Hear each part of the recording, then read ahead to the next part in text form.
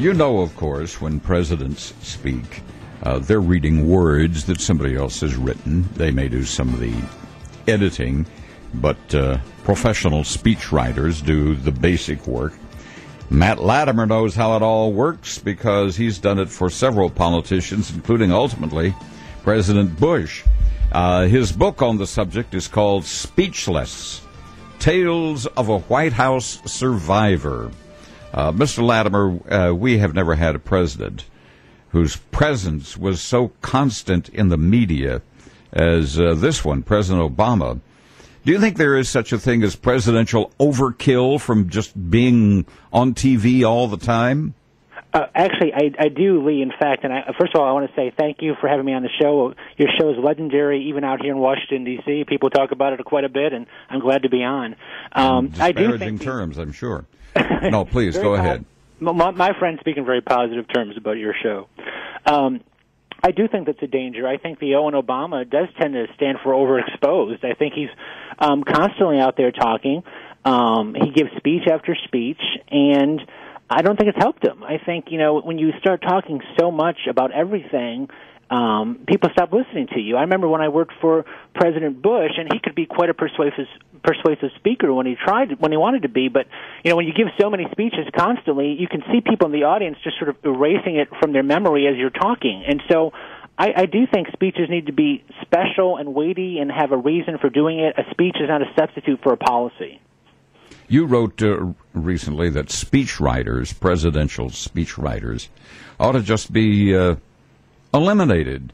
But who would put those words on Mr. Obama's teleprompter if they were?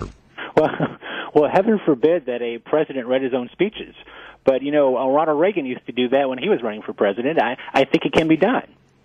But basically, my point was, you need to do something to shock up the system, and you need to change things. And what speechwriters have become, the speechwriters can be the most talented people in the world, but when you become an assembly line operation, writing speech after speech, you get dull, and it's not communicating the reasons you were there. And my worry is that by having all these speechwriters, we're aiding and abetting a situation that is not helpful to the presidency.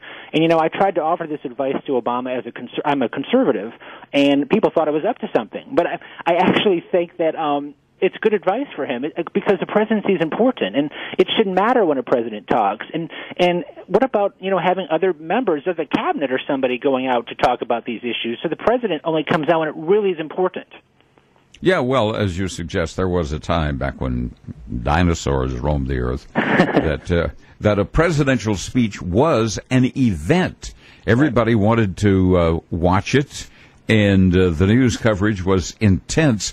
Why do you think that whole concept was abandoned in favor of having the maximum leader on the air just day after day, more or less constantly? Why do you think they think it's a good idea? Well, I think it's sort of that's one of the reasons why I think you should reduce the number of speechwriters, because as all of your listeners know, Washington doesn't get smaller, it gets bigger. And the more jobs you have, the more positions you have, the more events you have, there's going to be someone that fills the void. So what has happened is, in the era of cable news and TV and talk radio, a president has now decided that it's their job to constantly fill the airwaves, and they constantly hire more people to help them do that.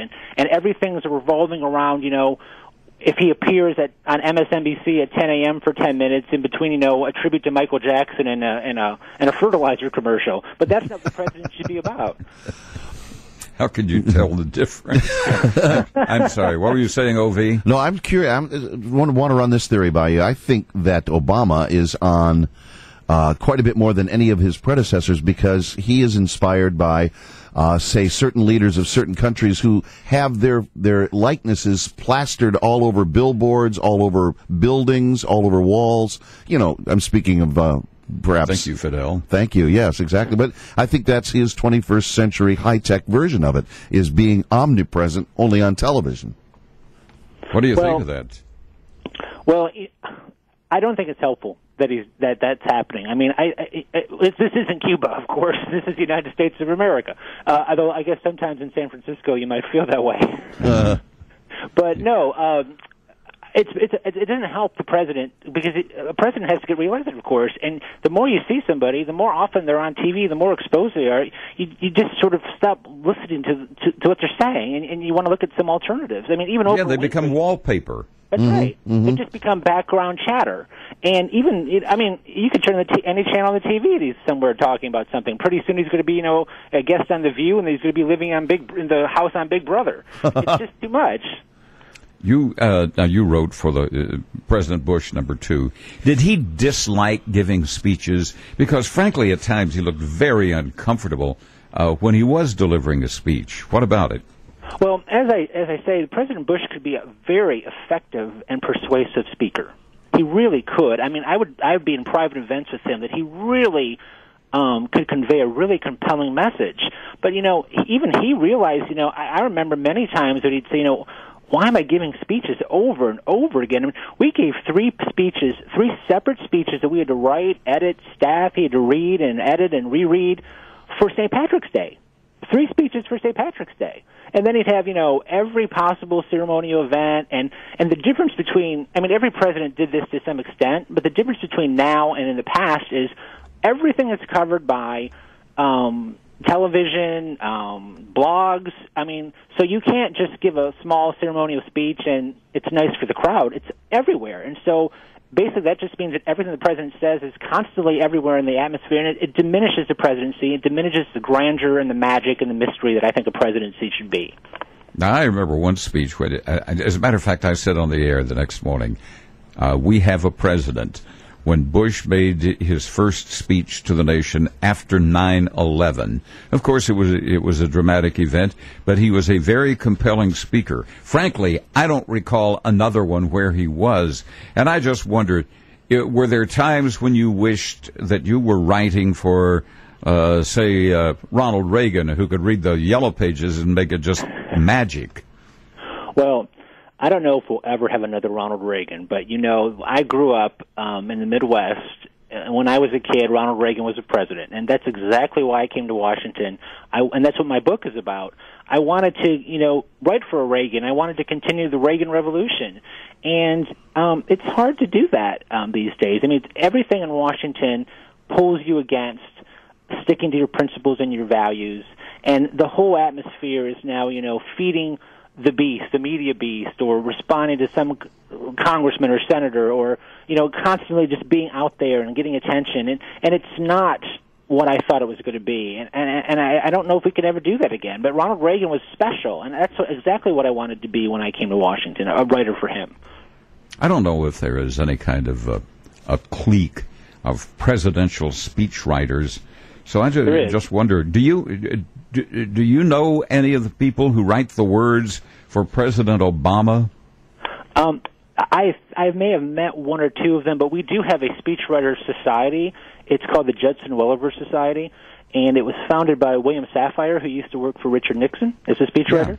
Yeah. And I've gone to those dinners, and it's writers from the Clinton administration, Kennedy, Reagan, Bush, and it is interesting. Everybody has their president that they worked for, and you could work for a Ronald Reagan or John F. Kennedy, or you could write for Jimmy Carter, and there's quite a difference.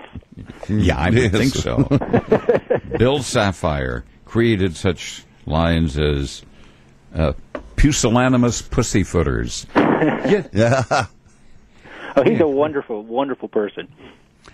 I wonder if it was President Obama's idea or his speechwriter's idea to use a cliche that goes all the way back to the Vietnam War, when he said regarding this recession we're in, when he said there's light at the end of the tunnel.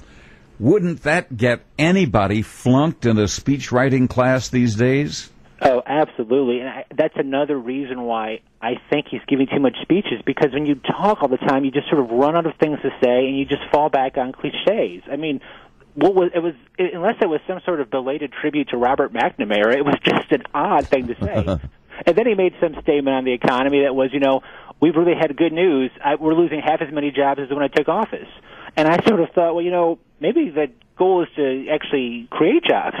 Maybe that's not something to brag about. It's It's just embarrassing is what it is. We'll be right back with Matt Latimer